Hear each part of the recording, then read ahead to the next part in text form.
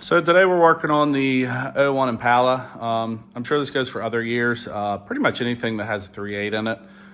One of the issues I was having is it looked like the power steering hose was leaking. So the power steering pump is near the firewall on these cars, and it just had oil everywhere. So it was all over the control arm.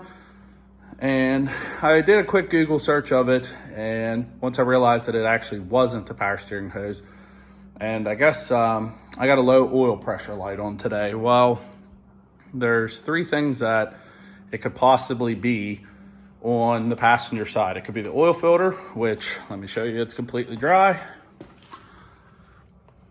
And then let me get a light under here. Hold on 1 second.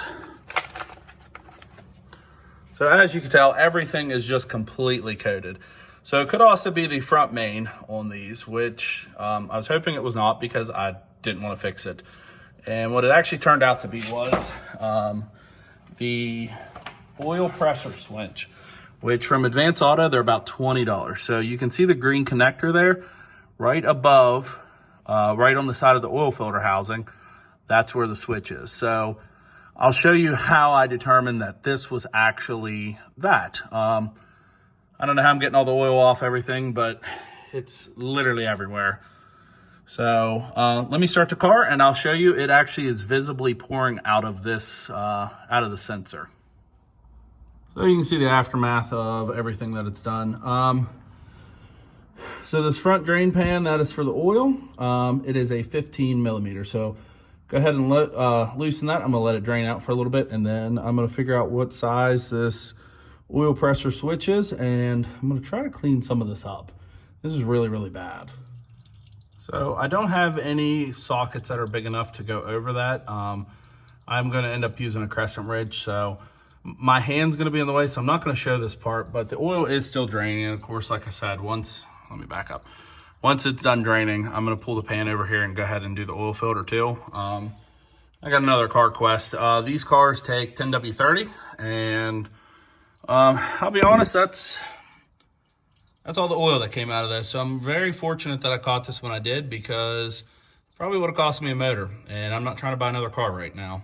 So I would take a $20 fix on an oil change over buying something else. So there is both parts. There's the old one. I don't really see anything on the inside. It's only two wires or two pins, but I don't know. I guess there's an internal fault. So it's a little tight to get back in there. As you can tell, it's still dripping out of the side of the oil filter housing.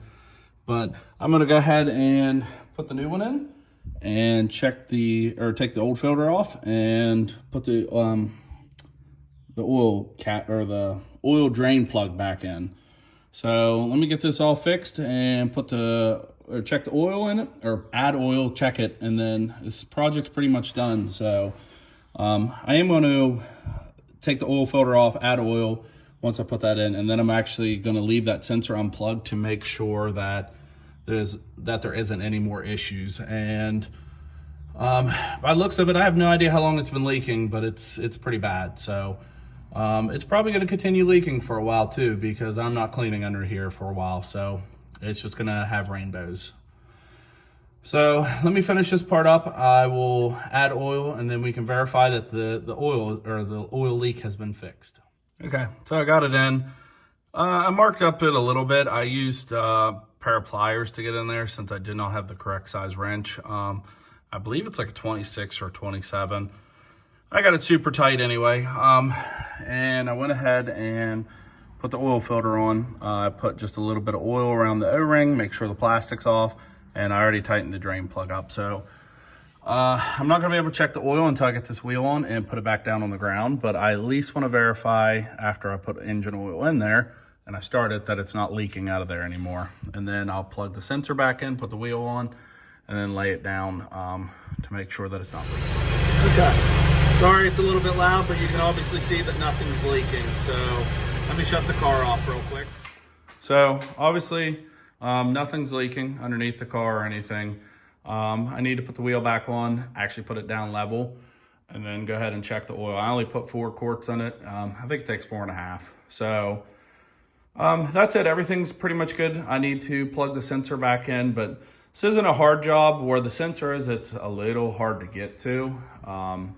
And I kind of wish that I marked my sensor up a little bit. It's fine. It's a beater car. I didn't care.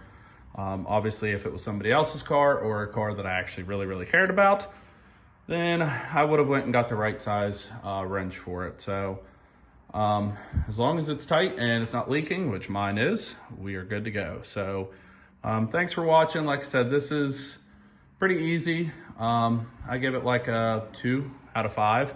It's just really annoying and there's oil everywhere. So, but like I said, thanks for watching. If you guys have any comments or anything, message below.